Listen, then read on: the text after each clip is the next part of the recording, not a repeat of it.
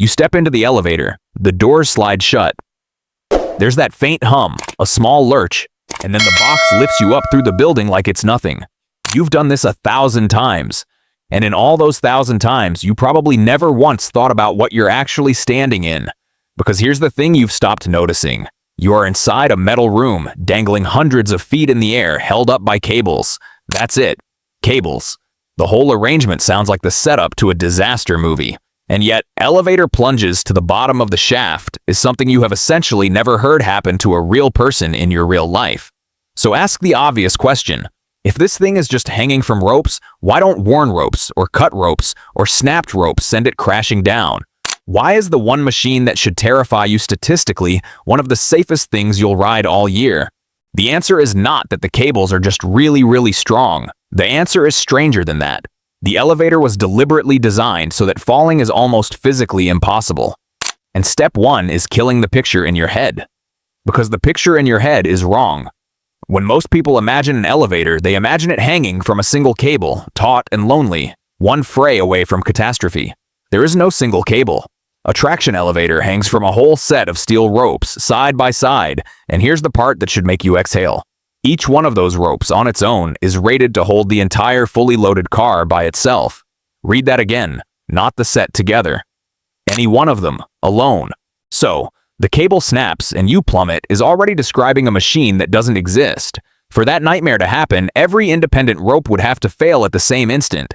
This isn't theoretical. In 2018, an express elevator in a Chicago skyscraper actually lost one of its 7 suspension ropes, dropped, and came to a controlled stop between floors. 6 people walked out unhurt, while the headlines screamed about a free fall that never happened. But redundancy isn't even the clever part, because the elevator isn't really hanging the way you think it's hanging. Step back and ask what problem these engineers were actually solving. It was never just hold up the weight. Anyone can hang a heavy thing from a strong rope. The real problem was moving a heavy box up and down all day, every day for decades, cheaply and safely, without a motor straining against the full crushing weight on every single trip. And the solution is something most people never see. It's called the counterweight. As your car goes up, a heavy block of weight slides down the other side of the shaft, and as you go down, it climbs. That counterweight is sized to match the empty car plus roughly 40 to 50% of a full load, which means the system is balanced. Like 2 kids on a seesaw, the heavy car on one side and the heavy counterweight on the other nearly cancel each other out. The motor isn't lifting you, it's just nudging the small difference between the two. So the box you thought was being hauled upward by brute force is actually teetering, gently, on a balance point. That's why it glides so smoothly and costs so little to run. But balance only explains why it moves so easily. It tells you nothing about the moment everything goes wrong.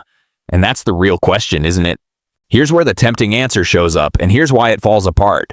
You might think, fine, the ropes are strong, there are several of them, nothing's going to break. But engineers don't get to assume nothing breaks. The safety codes that govern these machines, refined for over a century, start from the opposite assumption. They assume that someday, somehow, suspension will fail. And they demand a system that stops the car, even if every rope is gone. Think about what that means. If you only trusted strong cables, you'd be betting human lives on the idea that steel never degrades, never rusts, never gets unlucky. So the designers needed something that doesn't react to a broken cable at all. They needed something that reacts to the fall itself. And that is the genuinely brilliant part.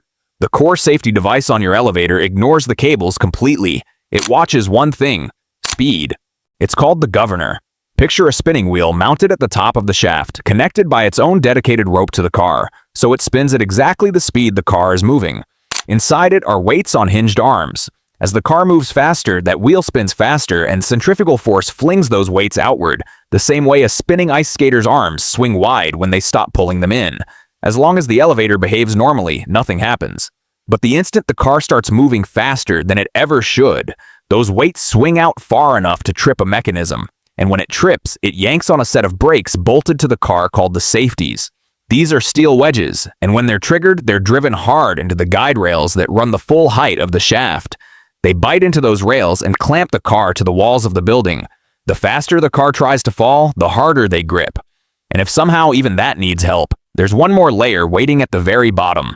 Heavy spring or hydraulic buffers sitting in the pit, like giant shock absorbers ready to cushion whatever reaches them. Sit with that for a second. Your safety doesn't depend on the rope being intact. It depends on the car simply refusing to move too fast. It breaks on behavior, not on a broken part. And here's the twist that makes it beautiful. This idea is not new. It's not some modern marvel of computers and sensors. It's over 170 years old. In 1854, in a glass exhibition hall in New York, a mechanic named Elisha Otis stood on an open platform, hoisted high above a crowd. Then, in front of everyone, he had an assistant cut the rope with an axe. The crowd gasped, certain they were about to watch a man die. The platform dropped a couple of inches. Spring-loaded catches snapped out, bit into the toothed rails, and the platform stopped dead in the air. Otis tipped his hat and called out, "All safe, gentlemen." That was the whole show, and it changed cities forever. Because here's what people get backwards. Otis didn't invent the elevator. Hoists had existed for ages. What Otis invented was the brake, the thing that made a falling box stop on its own. He didn't sell vertical transportation. He sold trust. And without that trust, nobody builds upward. And the skyscraper as we know it never happens. The governor in your modern elevator is just a smarter grandchild of that 1854 stunt. Which leaves one daring question. Has an elevator ever truly free-fallen, all the way down, with a person inside? Yes, once, famously. And what it took to cause it proves the entire point. In July 1945, a B-25 bomber, lost in thick fog, flew straight into the Empire State Building. A 20-year-old elevator operator named Betty Lou Oliver was put into a car to be taken down, not knowing the crash had severed the cables above her. The car dropped roughly 75 floors, about 1,000 feet, to the basement.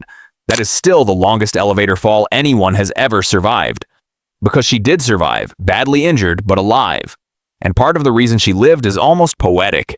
The cut cables piled up beneath the falling car, and the air trapped in the shaft compressed underneath it, the whole thing acting like a crude cushion. Even a worst-case catastrophe didn't behave like the clean death plunge people imagine. And remember what it took to make it happen. A military aircraft had to crash into a skyscraper to sever those ropes. That's the bar. So step back into the elevator. Doors closing, that faint hum, the lift in your stomach. Only now you know what you're standing in. Not a box dangling from a thread. You're inside a balanced machine, riding on multiple independent ropes, watched over by a spinning governor, wired to wedges that will clamp you to the walls if you ever fall too fast, sitting above shock absorbers, governed by codes that assume the worst and build around it. It never doesn't fall by luck. It's a machine engineered so that falling is the one thing it's almost incapable of doing. The most boring ride in the building is quietly one of the most over-engineered things you will ever step inside. And now you can't unsee it.